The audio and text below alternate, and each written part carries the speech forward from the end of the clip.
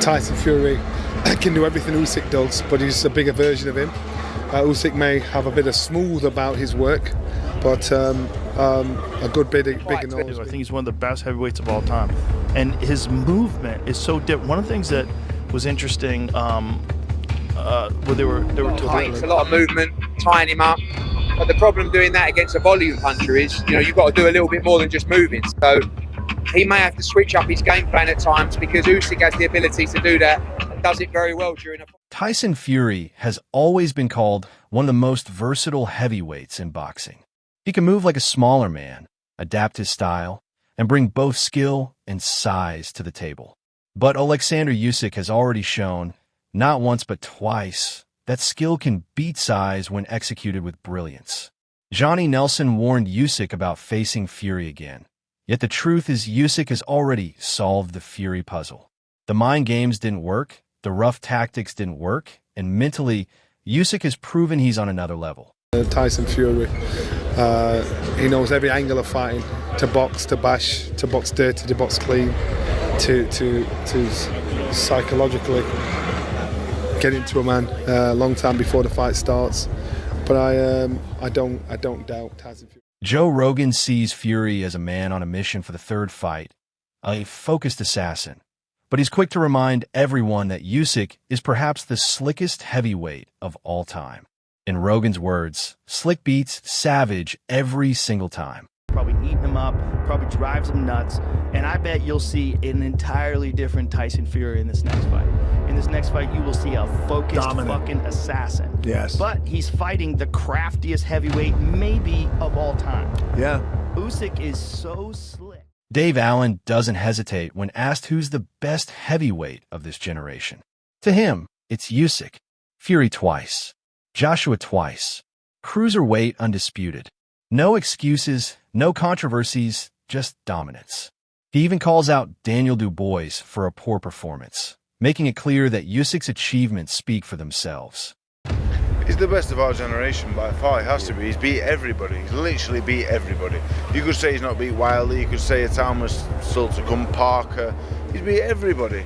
Daniel Dubois, for me, Daniel Dubois was poor tonight. I know we're not getting onto that yet, but he was poor tonight. But he's beat Fury twice. He's beat Joshua twice. He mopped up at cruiserweight. He's done it all. Yeah, there's nothing really much else to add. He's one of the best of all time. Tony Bellew adds another layer of praise, calling Usyk not just brilliant, but adaptable. Before fighting Dubois, Usyk intentionally adjusted his weight to counter Dubois' style.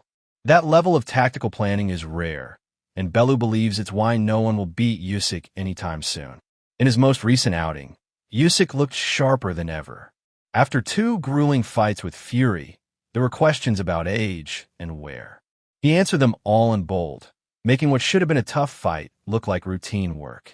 Eddie Hearn points to Usyk's mastery of ring generalship. In round one against Dubois, he was under pressure. By round two, he was walking Dubois down, taking control of the fight with icy precision. Hearn reminds us, you don't beat champions multiple times by luck. Conor Benn even places Usyk in the same conversation as Muhammad Ali. In a heavyweight era obsessed with brute force, Usyk's graceful movement, sharp mind, and surgical precision make him a throwback to the greats. Ajit Kabai warns against thinking Usyk is just a slick mover. Every shot, he throws his weight behind it. His footwork isn't running, it's a trap. And once you're in it, Usyk overwhelms you. Crazy performance from Oleksander Usyk, he stopped the fight early, but I say this before, Daniel Dubois makes so much pressure, too much pressure, he not control, and every jab, every right hand is too strong, and he not defends himself, but you see the result, Oleksander Usyk stopping fast. Did it surprise you how early Alexander got the stoppage?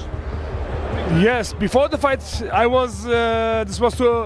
never say this is, he come to stop him so early, but after the first round, I say the first. Teddy Atlas calls Usyk a man who knows how to win. Lose a round? He recalculates. Take a big shot? He adjusts.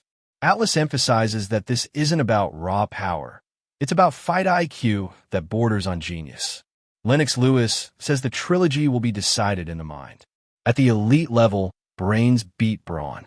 And if it's about intelligence, Usyk is already ahead. Duke McKenzie cuts straight to the point. There's no controversy in their first two fights.